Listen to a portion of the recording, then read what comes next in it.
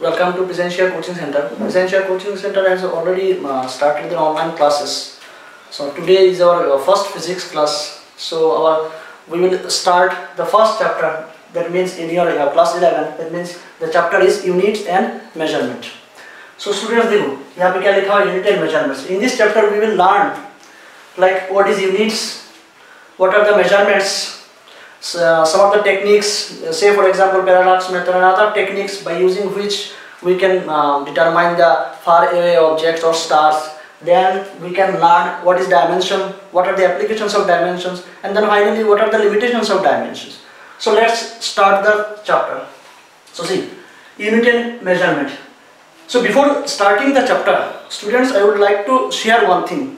देखो आप लोग स्कूल से अभी कॉलेज में आ रहे हो, तो कॉलेज में क्या होता है? There is a huge difference between college and your school. School में क्या होता है? एक ही सब्जेक्ट था साइंस, तो साइंस के एक ही बुक था. बट यहाँ पे क्या होगा? कॉलेज में आपको एक ही सब्जेक्ट का बहुत सारे बुक्स है.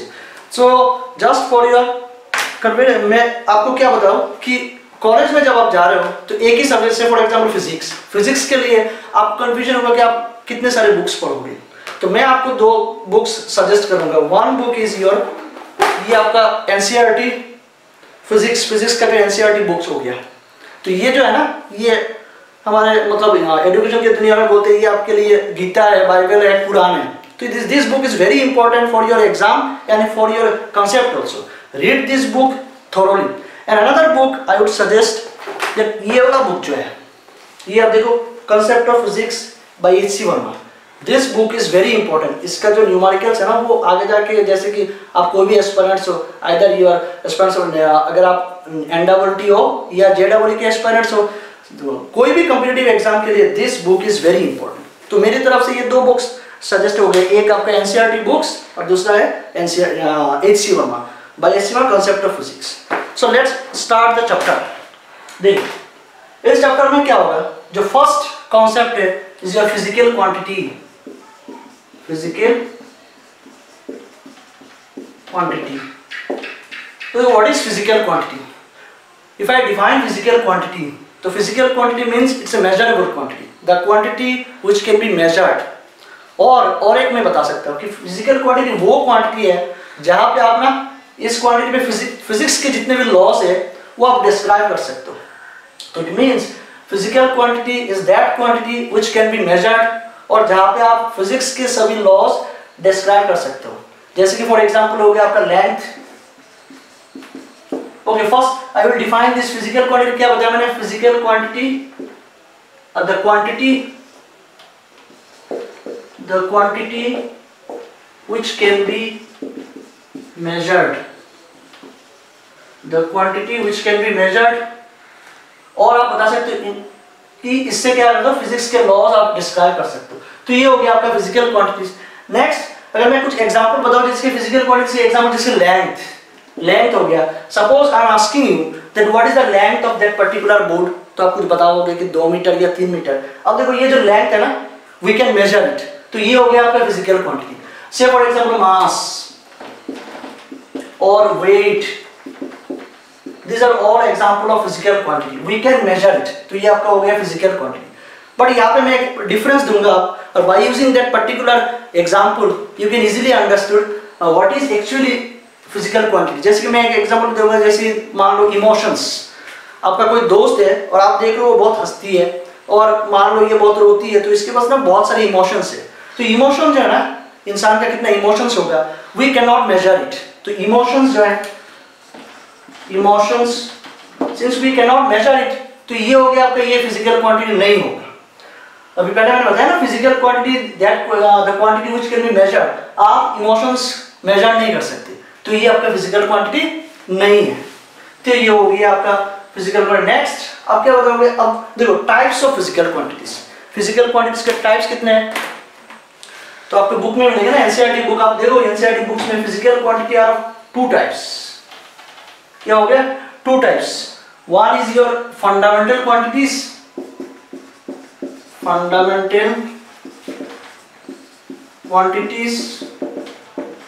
another one is derived quantities.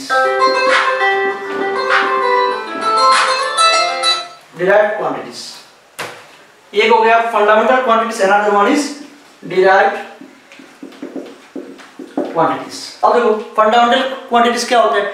Fundamental quantities जो है ना, it is that physical quantity which is independent, वो किसी पे डिपेंड नहीं करता।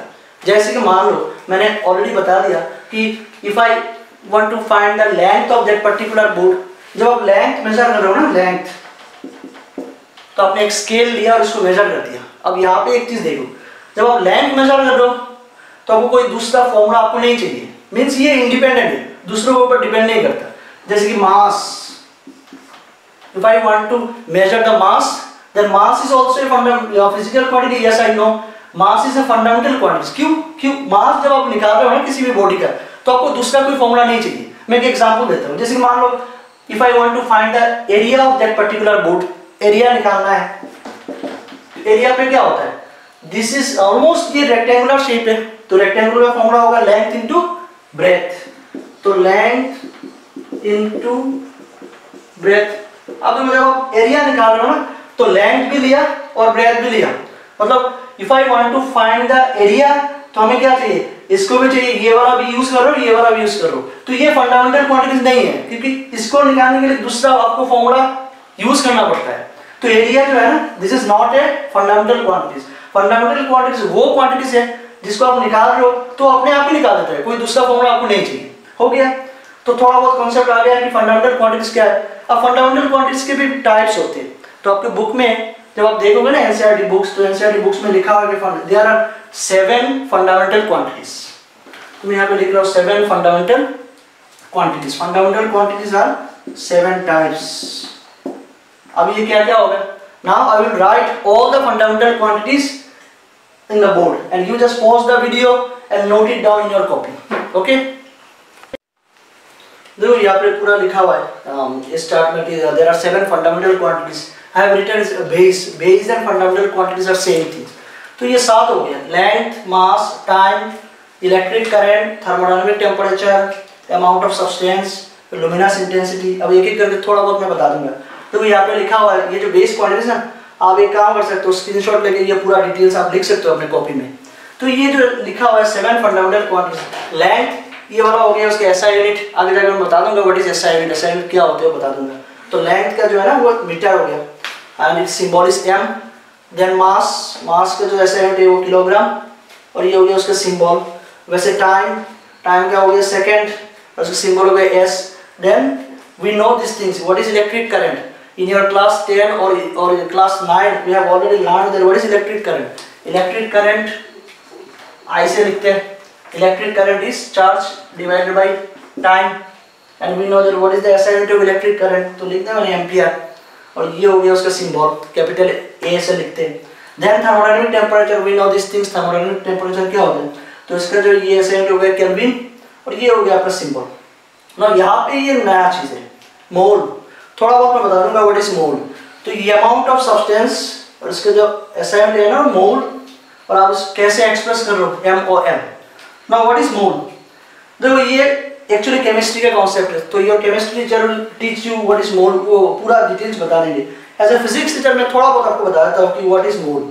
मोल ए फेमस साइंटिस्ट थे एवोगाड्रो, जिसको बोलते हैं एवोगाड्रो। तो एवोगाड्रो ने उन्होंने एक लॉ बताया, तो एवोगाड्रो ने क्या बताया, आप बस you just what एक बार concept आ गया ना what is Avogadro's law, then you can easily understand what is mole. According to Avogadro's law, if I have a 2 container, थोड़ा बहुत आप laws देख लो और बाकी आपको मैं बता दूंगा what is mole क्या होता है। तो 2 कंटेनर है, मान लो 2 कंटेनर है, और 2 कंटेनर है ना इसमें। अब यहाँ पे क्या करते हो, there are say suppose there are 2 different gases, different gases for example आपका ऑक्सीजन हो गया और नाइट्रोजन मैंने ले लिया, तो यहाँ पे ऑक्सीजन, ये हो गया nitrogen gases. See, there are 2 different gases, and according to Avogadro's law, if both the container have same temperature, same pressure, and same volume, same temperature, same pressure, and same volume, अगर ये तीनों condition satisfied हो गया according to Avogadro's law, इन दो जो gases है ना, यहाँ पे number of molecules will be equal, number of molecules will be equal. It means according to Avogadro's law अगर आपके पास दो डिफरेंट गैसेस है, I am repeating the same thing, different gases है, बट अगर ये कंडीशन सेटिस्फाइड हो गया ना तो दोनों कंटेनर में नंबर ऑफ मॉलिक्यूल्स सेम होंगे। तो number of molecules will B same, number of molecules will B same. अब यहां से मोल को कैसे डिफाइन करोगे? Now if I am asking what is the number, number कितने होंगे? तो ये जो नंबर है ना अकॉर्डिंग टू ये, इस नंबर को पर्टिकुलरली हम लोग बोलते हैं मोल। कितने नंबर होंगे? तो ये आप बताओगे कि 1 मोल है, 1 मोल है। से फॉर एग्जांपल मैं एक प्रैक्टिकल एग्जांपल देता हूं, जैसे कि आप डोजन बोलते हो ना, डोजन में कितना होता है? 12 होता है।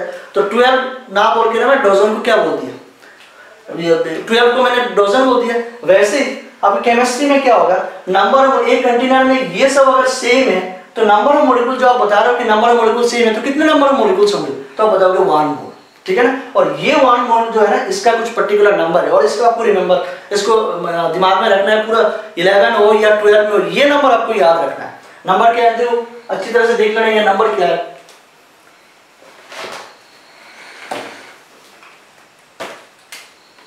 नंबर जो है, और इसको ना एक स्पेशल फॉर्म में लिखते हैं, इसको आप कैपिटल NA ऐसे एक्सप्रेस करते हो उसको। ये हो गया आपका एवोगैड्रोस की वजह से, ये capital N। So capital N is 6.023 into 10 to the power, ये पावर को देख लो, ये +23, पूरा 11 हो या 12 में हो, ये नंबर आपको दिमाग में रखना है। बहुत सारे न्यूमेरिकल्स में इधर फिजिक्स हो या chemistry, you will use this number, this is very important. तो ये जो नंबर है ना दिस इज नोन एज 1 मोल। तो 1 मोल मींस एवोगैड्रोस नंबर, और ये नंबर क्या होता है 6.023 into 10 to the power 23। जैसे अपना नाम आप याद रखते हो ना, तो वैसे आपको ये नंबर भी रखना है पूरा 6.023 into 10 to the power, ये वैल्यू हो गया। तो इसको आप सिंबॉलिकली कैसे लिखोगे? मोल, MOL। So the last one is luminous intensity. तो ये हो गया आपका assignment of luminous intensity is candle and the symbol is CD.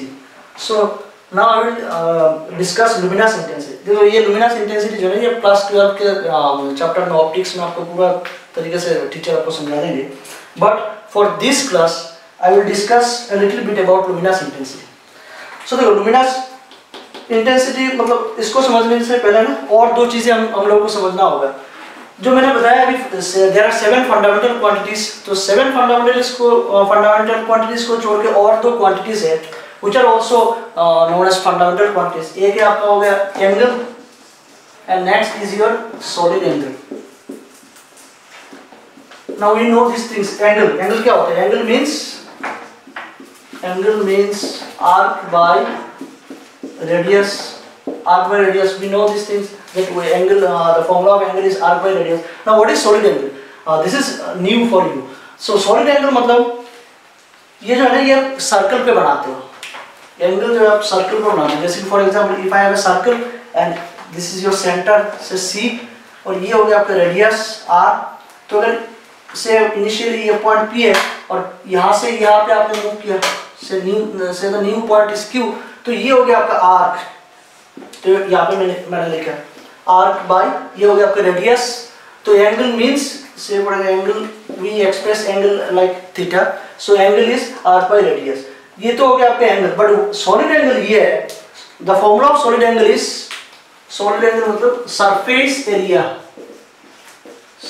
Area divided by square of radius, surface area divided by the square of radius. तो solid angle जो है ना मैं एक एग्जांपल बताता हूँ और ये बस this example you can easily understand what is solid angle. Solid angle means like if I have, देखो यहाँ पे एक बुक है और इस बुक को ना मैंने ऐसा कर दिया, ये ऐसे बना दिया। आप बस इस एंगल को देखो, ये रेडियस है तो ये वाला पॉइंट P से Q पे चला गया, तो ये जो एंगल बना रहा ना तो ये 2 डायमेंशन में है, बोर्ड पे बनाया ना तो 2 डायमेंशन में। तब मैं यहाँ इसको यह बता रहा हूँ कि angle is equal to arc by radius. But to define solid angle एक प्रैक्टिकली होता है। प्रैक्टिकली जैसे मैंने एक बुक को लिया और ये कुछ एंगल जैसा बन गया ना, तो ये वाला क्या होगा, ये एरिया है ये। तो जब आप सॉलिड एंगल बता रहे हो तो ये प्रैक्टिकल फॉर्म ऑफ एंगल है। तो एंगल का जैसे फॉर्मूला हो गया arc by radius, solid angle का फॉर्मूला हो गया आपका surface area divided by the square of radius. अब इसका असाइनमेंट क्या है, तो हमें पता है what is the SI unit of angle, angle का एसआई यूनिट आपका रेडियन हो गया, SI unit of angle is radian, and what is the SI unit of solid angle, तो इसको बोलते हैं steradian, steradian. Now we have some concept about solid angle. By using that particular definition now we will define what is luminous intensity. तो देखो luminous intensity क्या होता है. Now again I will give you some example, and by using that example, अगर आपको वो example समझ में आ गया ना, then you can easily understand what is luminous intensity. Say for example, यहाँ पे कोई कैंडल हो गया, कैंडल जैसे कि मंदिर वगैरह में आप लगाते हो ना छोटा कैंडल, और ये बल्ब हो गया. In your class 10 we know this symbol, bulb को ऐसे ही बनाते हैं. तो ये एक बल्ब हो गया. Say for example ये 10 वाट का या 20 वाट का एक बल्ब है. तो ये 20 वाट का बल्ब है, और ये वाला आपका एक कैंडल हो गया. उतना ज्यादा लंबा कैंडल नहीं है, छोटा कैंडल है. अब दोनों को मैंने जलाया, कैंडल को जलाया और ये बल्ब को जलाया. Now we will see that इसका जो ब्राइटनेस है ना बहुत ज्यादा होगा कंपेयर टू कैंडल. तो ये बल्ब का ब्राइटनेस क्या हो गया, ज्यादा हो गया. So brightness is more, brightness is more, bulb का होगा ब्राइटनेस कंपेयर टू कैंडल. अब जो ये मैंने बताया ना एग्जांपल कि इसका ब्राइटनेस क्यों ज्यादा होता है, अब फिजिक्स के टर्म में आप क्या बताओगे. देखो अब यहां से आपको लुमिनस इंटेंसिटी समझ में आएगा. इसका ब्राइटनेस ज्यादा है, इसका मतलब ये है कि पावर, लुमिनस इंटेंसिटी डेफिनेशन ये होता है कि power emitted per unit solid angle, power emitted पर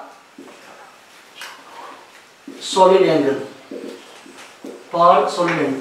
देखो मैं दोबारा उस चीज को बताता हूँ. जैसे कि ये वाला बल्ब जो है ना, यहाँ से लाइट ऐसे बाहर आ रहा है, एमिटेड मींस बाहर आ रहा है, यहाँ से लाइट आ रहा है और कैंडल से भी लाइट आ रहा है.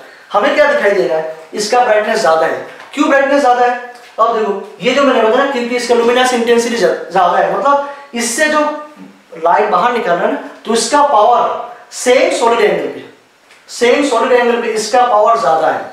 और एक डायग्राम बताता हूँ. देखो जैसे कि ये वाला यहाँ से लाइट आ रहा है, तो ये मैंने ले लिया, तो यहाँ पे कुछ सॉलिड एंगल बनाया, ठीक है ना. यहाँ से भी लाइट आ रहा है,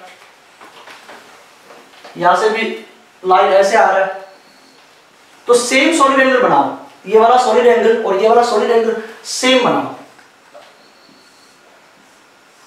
तो सेम सॉलिड एंगल पे ये वाला सॉलिड एंगल ना, ये सॉलिड एंगल और ये भी सॉलिड एंगल सेम है. सॉलिड एंगल मैंने सेम रख दिया. अब उसका ब्राइटनेस देखो, उसका पावर देखो.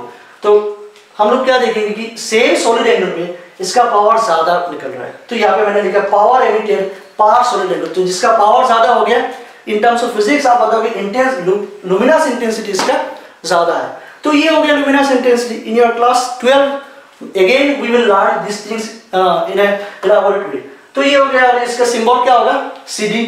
तो आप बस इसको याद रखो कि लुमिनस इंटेंसिटी क्या होता है. मैं लास्ट अगेन रिपीट कर रहा हूँ. Luminous intensity means power emitted per solid angle. Okay. So next is your derived quantities. Fundamental quantities तो हम लोगों ने बता दिया. Next is derived quantities. What is derived quantities? देखो डिराइव्ड क्वांटिटीज क्या होता है. It is that physical quantity which can be measured by using fundamental quantities. It means derived quantities मतलब क्या होता है, आप fundamental quantities को use करके ना जो quantities निकाल रहे हो, this is derived quantities. So derived quantities is that physical quantity which can be measured by using fundamental quantities. Say for example area, volume. जैसे मैंने बताया what is the area of that particular board. तो area का board क्या होता है, ये rectangular shape है. तो रेक्टेंगुलर शेप का एरिया क्या होता है, area is length into breadth. ये हो गया ना एरिया ऑफ दिस बोर्ड. तो लेंथ इनटू ब्रेड्थ. अब देखो जब आप एरिया निकाल रहे हो ना, then we are using two fundamental quantities. वही मैंने बताया कि डिराइव्ड क्वांटिटीज ये होता है, it is that physical quantity which can be measured by using fundamental quantities. आप फंडामेंटल क्वांटिटीज को यूज करके ना जो फिजिकल क्वांटिटीज निकाल रहे हो, वही आपका डिराइव्ड क्वांटिटीज होता है. से अनदर एग्जांपल वॉल्यूम. जैसे क्यूब का वॉल्यूम क्या होता है, यार cube length into length into length. लेकिन यहाँ पे देखो क्या निकाल रहे हो, जब आप वॉल्यूम निकाल रहे हो ना तो अगेन आप फंडामेंटल क्वांटिटीज को यूज कर रहे हो, तो वही होता है derived quantities. Derived quantities means by using fundamental quantities जो आप निकाल रहे हो वो आपका हो गया derived quantity. But fundamental quantities क्या था? Fundamental quantities are independent. जब फंडामेंटल क्वांटिटीज निकाल रहे हो तो आप दूसरा कोई फॉर्मूला यूज नहीं कर रहे हो, but in case of derived quantities we are using fundamental quantities. तो ये हो गया आपका डिराइव्ड क्वांटिटीज। बहुत सारे डिराइव्ड क्वांटिटीज जैसे कि फोर्स, ये डिराइव्ड क्वांटिटीज है। फोर्स पे क्या लिखते हो? Force is equal to mass into acceleration, mass into acceleration. तो ये भी देखो आप फंडामेंटल क्वांटिटीज को यूज कर रहे हो। So by using fundamental quantities we are calculating that physical quantity which is known as derived quantities. So we have already discussed fundamental quantities, derived quantities. Next topic is your unit. Next आप क्या बताओगे? Unit. तो देखो unit क्या होता है, और chapter का नाम भी ये शुरुआत में ये लिखा हुआ है unit.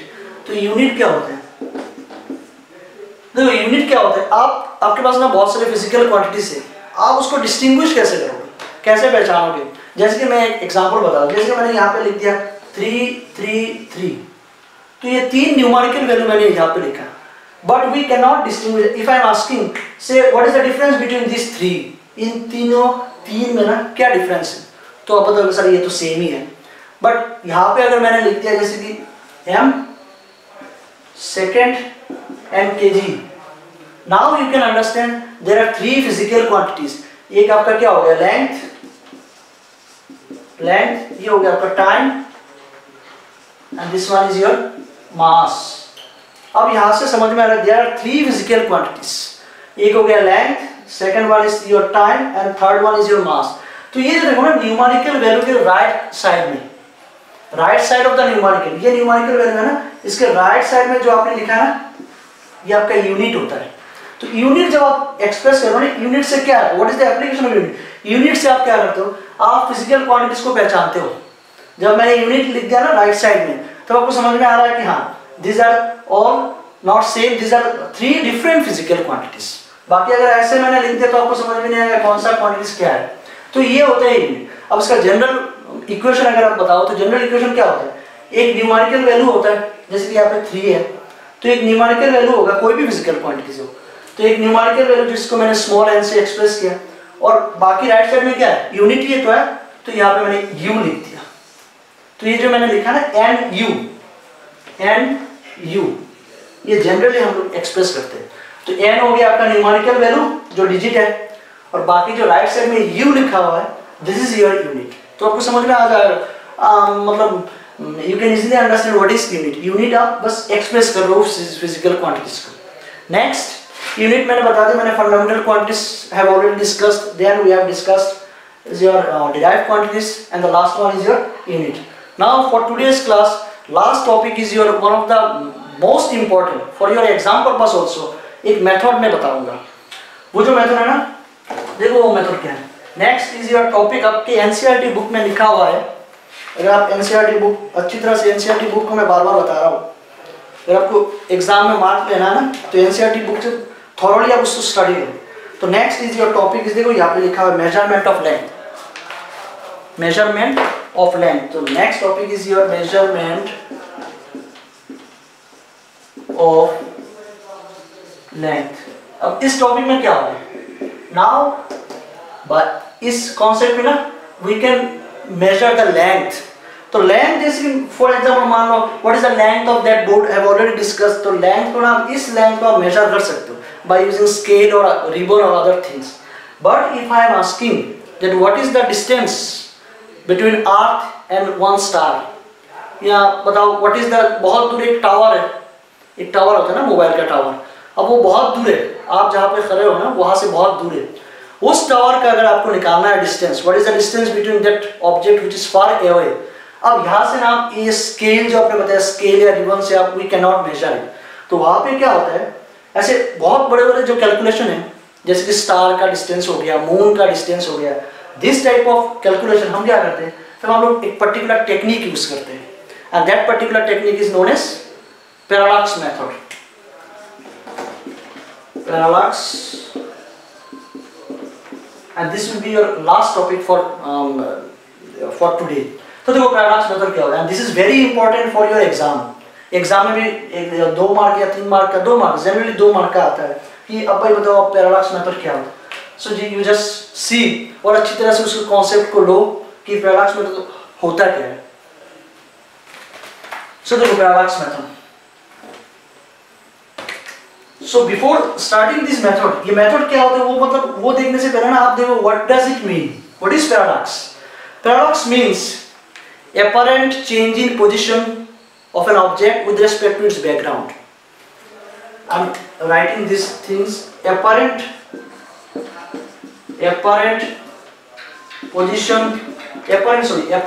change in position.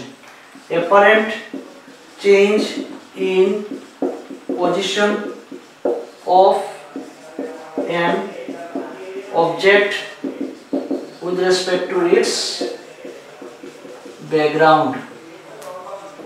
So ये जो मैंने लिखा ना what does it mean? Apparent change in position of an object with respect to its background. Again I'm giving you an example. देखो एग्जाम्पल क्या, जैसे कि ये एक पेन है, ये मैंने एक पेन रख दिया तो ये एक पेन, अब इसको पेन को ना जैसे कि ये, और पेन के पीछे बैकग्राउंड कौन सा है, ये आपका बोर्ड हो गया। अब इस पेन को ना आप अच्छी तरह से देखो, जस्ट क्लोज योर वन आई, ये जब मैंने ऐसे लेफ्ट आई को क्लोज कर दिया ना, जस्ट ओपन योर वन आई, ये राइट आई से आप इस पेन को देखो, तो मैंने देखा ऐसे ना, अब वही पोजीशन पे ना आप जो ओपन था, जैसे राइट आई ओपन था, अब इसको क्लोज करो और लेफ्ट आई से आप पेन को देखो। आई am repeating the same thing. देखो क्या मैंने बताया, एक पेन लो, कोई भी एक ऑब्जेक्ट लो और उसको ना आप एक close just one of your eye, और राइट आई, जैसे मैंने लेफ्ट आई को क्लोज किया और राइट आई से मैं इसको देख रहा हूँ, तो मैंने देखा। Next I will close my right I और लेफ्ट आई से मैं देख रहा हूँ, आपको क्या दिखाई देगा, जैसे कि पेन जो है ना अपना पोजीशन चेंज कर रहा है, दिखाई देगा ना प्रैक्टिकल लाइफ आप करके देखो। तो यहाँ पे क्या होता है, ये पेन हमें लगता है, that is why I have written apparent, तो हमें लगता है जैसे कि पेन जो है ना वो अपना पोजीशन चेंज कर रहा है। ये जो हमें लगता है ना एक्चुअली में तो नहीं होता है, पेन थोड़ी ना मैंने ऐसे रख दिया, अब मैंने अपना आई ऐसे क्लोज किया, इस आई से देखा, नेक्स्ट मैंने अपना ये वाला आई बंद कर दिया, इस आई से देख रहा हूँ और मुझे लगता है कि इसे पेन अपना पोजीशन चेंज कर रहा है। ये जो फेनोमेनन है ना, this is known as paradox. ये पैराडॉक्स की वजह से होता है। देखो मैंने क्या लिखा, paradox means apparent change. Apparent क्यों लिखा, क्योंकि असल में नहीं होता ये, हमें लगता है कि ये ऐसे पेन या कोई भी ऑब्जेक्ट ऐसे मूव कर रहा है, तो यहाँ पे मैंने लिखा apparent change in position of an object. Object means is your pen, object with respect to background. Background मतलब ये मैंने पेन रखा उसके बैकग्राउंड, मतलब बोर्ड के हिसाब से ये वाला पेन आपको लगेगा जैसे कि अपना पोजीशन चेंज कर रहा है। This is what paradox. तो ये हो गया आपका पैराडॉक्स, ठीक है। अब by using this concept now we will discuss what is paradox method. तो पैराडॉक्स तो मैंने बता दिया पैराडॉक्स क्या होता है। अच्छा, नेक्स्ट क्वेश्चन इज ये होता क्यों है, हमें क्यों दिखाई देता है ऐसे। दिस इज बिकॉज ये जो आपका दो आई है ना, राइट साइड और लेफ्ट साइड, इन दो आईज के बीच में कुछ डिस्टेंस है, डिस्टेंस है ना दो आईज के बीच में, इस डिस्टेंस की वजह से ये सब हो रहा है। और इस डिस्टेंस को भी हम लोग मतलब एक पर्टिकुलर नाम है, ये दो डिस्टेंस की जो मैंने दो आईज के बीच में जो डिस्टेंस है ना, this is called basis. Scientist इसको बेसिस बोलते हैं इसको। कौन सा डिस्टेंस है, दो आईज के बीच में, ये डिस्टेंस की वजह से ये सब हो रहा है, पैराडॉक्स हो रहा है, और उसका जो डिस्टेंस है उसका नाम क्या है, basis. Okay, so we have learned what is paradox, basis भी हमें समझ में आया। Now we will discuss what is paradox method. तो देखो पैराडॉक्स मेथड क्या होता है। अगर आपके एग्जाम में आ गया ना what is paradox, then you should write this definition. अगर एग्जाम में आ गया व्हाट इज पैराडॉक्स मेथड, तब आप लिखोगे क्या। देखो paradox method, it is that particular method by using which we can determine the distance of a far away object, say for example a star और मून और एनी फार अवे ऑब्जेक्ट। तो मैं यहाँ पे लिख रहा हूँ कि it is that particular method, it is that particular method by using which we can determine the distance of a far away object. Say for example far away object जैसे कि आपका स्टार हो गया, एग्जाम्पल स्टार। तो बहुत दूर एक object है, उसको आप मेजर कर रहे हो by using some technique. and that particular technique is known as your paradox method. Now we will discuss कैसे निकालते हैं उसको। तो देखो ये तो मैंने डेफिनेशन बता दिया, मैं बता रहा हूँ अगर एग्जाम में आया what is paradox, then your definition will be apparent change in position with respect to its background. If the question like what is paradox method, then your answer will be it is that particular method by using which we can determine the distance of a faraway object, for example star. ठीक है, हो गया। अब देखो paradox method होता क्या है। Paradox method एकदम इजी मेथड है, बस इसको समझ लो। जब आप एमएससी में जाओगे ना या बीएससी में जाओगे, देन इन योर प्रैक्टिकल आपको निकालना होता है कि कोई दूर का स्टार दे दिया और आपको बताएंगे कि आप निकालो what is the distance of that particular star from your location. तो अच्छी तरह से देख लो, फर्स्ट ईयर में अपना कॉन्सेप्ट क्लियर कर लो कि पैराडॉक्स मेथड होता क्या है। तो देखो पैराडॉक्स मेथड, ये आपका आर्ट हो गया, आर्ट है, ये वाला आर्ट है। नेक्स्ट हमें पता है आर्थ is revolving around the sun, तो मैंने यहाँ पे सन ड्रॉ कर दिया। ये हो गया आपका सन, और आर्थ जो है ना सन के चारों तरफ ऐसे मूव कर रहा है। आर्थ ये सेंटर पे डाल दिया, आर्थ इज रिवॉल्विंग अराउंड द सन। यहाँ पे बहुत सारी चीजें मैंने एज्यूम किया। जब आप जैसे एक चैप्टर है ग्रेविटेशन में आपको according to Kepler's law earth is moving around the sun in elliptical way, but यहाँ पे मैं क्या कर रहा हूँ, इसको ना सेंटर पे लिया, एज्यूम कर रहा हूँ ताकि मेरा कैलकुलेशन जो है ना वो इजी हो जाए। ठीक है, अब देखो earth is revolving around the sun, तो ये आपका हो गया sun. Now we want to measure from the earth, say for example यहाँ पे एक स्टार है, और ये जो स्टार है ना इसको बोलते हैं nearby star, nearby star. इस स्टार का ना we want to find the distance of that particular star from earth. या आप आर्थ से ना इस स्टार को निकाल रहे हो, इस स्टार का डिस्टेंस निकाल रहे हो, तो इसको मैंने लिख दिया नियर बाई स्टार। तो मैंने यहाँ पे टेलीस्कोप लगाया और इस टेलीस्कोप यहाँ से ना मैं इस स्टार को देख रहा हूँ, क्योंकि मैं देख रहा हूँ it means light is coming from that particular star, light उस स्टार से आ रहा है, तो मैंने ऐसे दिखा दिया। ठीक है, अच्छा अब देखो क्या करो, अब यहाँ पे एक टेक्निक लगाते हैं, और ये वाला technique why we are taking this technique ये भी मैं आपको बता रहा हूँ। जब आप इस स्टार का मेजरमेंट कर रहे हो ना, इसमें इस स्टार का डिस्टेंस आप निकाल रहे हो, तब हम लोग क्या करते हैं, एक रेफरेंस के लिए और एक स्टार लेते हैं। क्या करते हैं, और एक स्टार को आप एज्यूम नहीं, और एक स्टार को आप लेते हो उस कैलकुलेशन के लिए। जो स्टार बहुत दूर है, ये वाला स्टार, ये वाला डिस्टेंस आपको निकालना है, नियर बाई स्टार हो गया। और पैराडॉक्स मेथड में क्या करते हैं साइंटिस्ट, और एक स्टार को लेते हैं जो बहुत दूर है। क्यों लेते हैं, आई एम एक्सप्लेनिंग एवरीथिंग। ये वाला स्टार बहुत दूर है आर्थ से, तो मैं क्या करता हूँ टेलीस्कोप से ना इसको देख रहा हूँ, तो यहाँ से लाइट आ रहा है। नेक्स्ट मैं अपना टेलीस्कोप ऐसे घुमाता हूँ और घुमा के ना इस स्टार को देखूंगा जो बहुत दूर है। बहुत दूर है तो मैं इसको देखता हूँ कि फार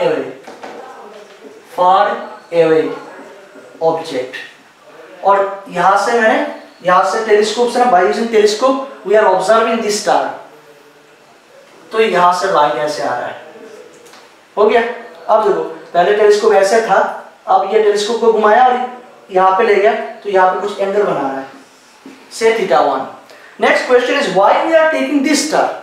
देखो इसका भी कुछ टेक्निक है, ये इसलिए लेते हैं, जैसे कि मैं आपको एग्जांपल बताऊं, जैसे कि मैंने पहले बताया ना, ये एक पेन है जो मेरे एकदम सामने है, और इस पेन को मैं देख रहा हूँ, मैंने अपने आईज से ना ऐसे इसको देख रहा हूँ, देन आई एम क्लोजिंग माई, ये वाला आईज इसको मैंने क्लोज किया, तो मुझे दिखाई दे रहा है कि जैसे कि लगता है कि पेन अपना पोजीशन चेंज कर रहा है। तो ये हमें समझ में आता है, कब तक समझ में आएगा, जब तक ऑब्जेक्ट जो है ना हमारे बहुत नजदीक है। अब इमेजिन करो ये वाला पेन ना 2 किलोमीटर दूर आपसे ले जा रहा हूँ, बहुत दूर ले जा रहा हूँ, बहुत दूर आपसे, बहुत दूर जाए ये वाला पेन, और वहां पे जाके सेम फेनोमेनन में दोबारा रिपीट कर रहा हूँ। वहां पे मैंने क्या किया, इस पेन को थोड़ा चेंज किया, बहुत दूर ले गया, से फॉर एग्जांपल 2 किलोमीटर दूर ले गया ये वाला पेन, और वहां पे ये पेन मैंने ऐसे मूव किया, तो आपको क्या होगा, वो समझ में नहीं आएगा। मैं दोबारा रिपीट कर रहा हूँ, जब ये वाला पेन ना आपके एकदम स्क्रीन के सामने है और मैंने इसको चेंज किया ऐसे, तो आपको समझ में आ रहा है कि this object changing its position. But अगर वही पेन ना मैं 2 किलोमीटर दूर ले जा रहा हूँ या 3 किलोमीटर दूर ले जा रहा हूँ, विजिबल हो तो बहुत दूर ले जा रहा हूँ, अब वहां पे मैंने अपना पोजीशन चेंज किया, तो अगर मैं आपको बता रहा हूँ कि बताओ ये पोजीशन अपना चेंज कर रहा है कि नहीं, आपको समझ में नहीं सर ये चेंज नहीं कर रहा है, क्योंकि बहुत दूर चला गया ना। अब इसने अगर थोड़ा अपना पोजीशन चेंज किया तब भी आपको लगेगा कि ये पोजीशन चेंज नहीं हो रहा है, ठीक है ना। तो ये आपको एकदम समझ में नहीं आएगा, बहुत दूर है तो आपको समझ में नहीं आएगा। अब ये जो टेक्निक है ना, वही टेक्निक साइंटिस्ट यहाँ पे यूज कर रहे हैं। देखो कैसे कर रहे हैं। ये वाला जो ऑब्जेक्ट है ना, ये वाला फार अवे ऑब्जेक्ट हो गया ना। अब आफ्टर 6 मंथ, अब देखो क्या होगा, आफ्टर 6 मंथ ये वाला आर्क जो है ना अपने एग्जैक्टली ऑपोजिट में जाएगा।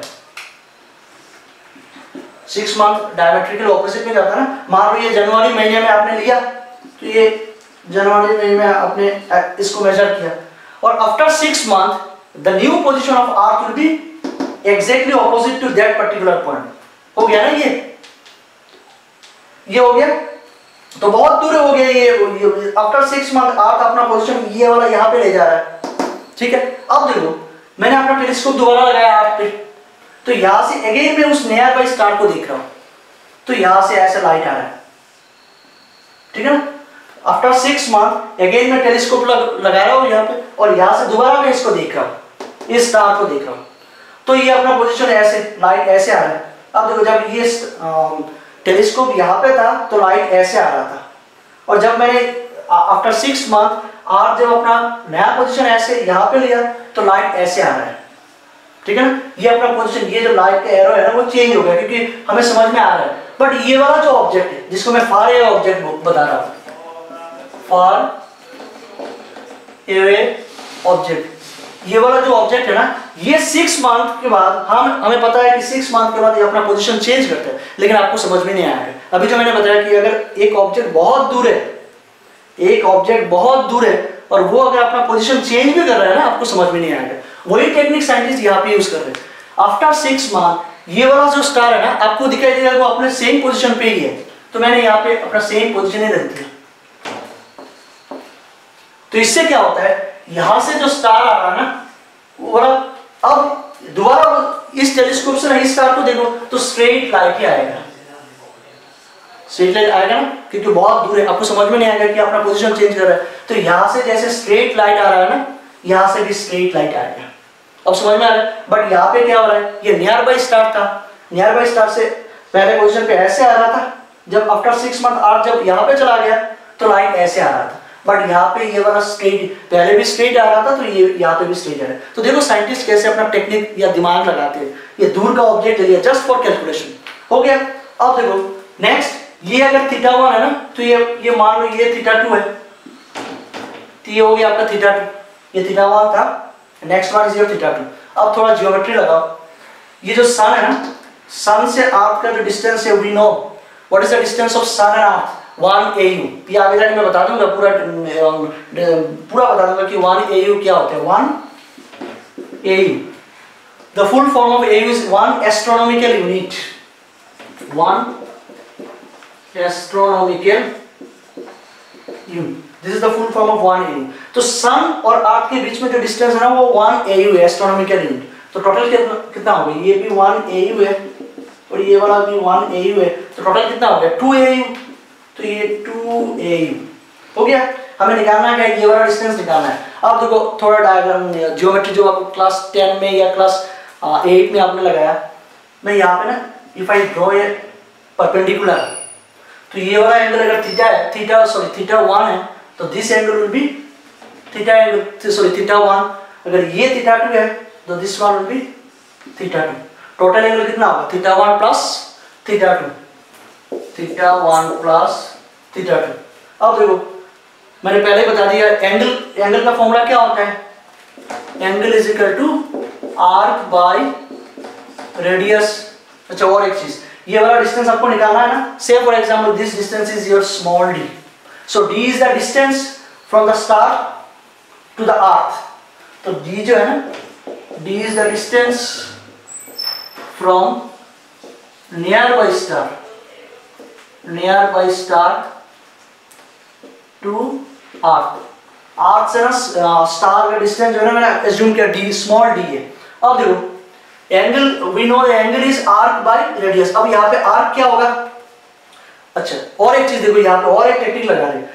ये जो डिस्टेंस है ना ये टोटल AU है, बट ये वाला क्या है, एक्चुअली तो ये वाला आर्क है। हम क्या करते हैं, वी आर एज्यूमिंग ये आर्क ना होकर ना ये वाला आर्क हो गया।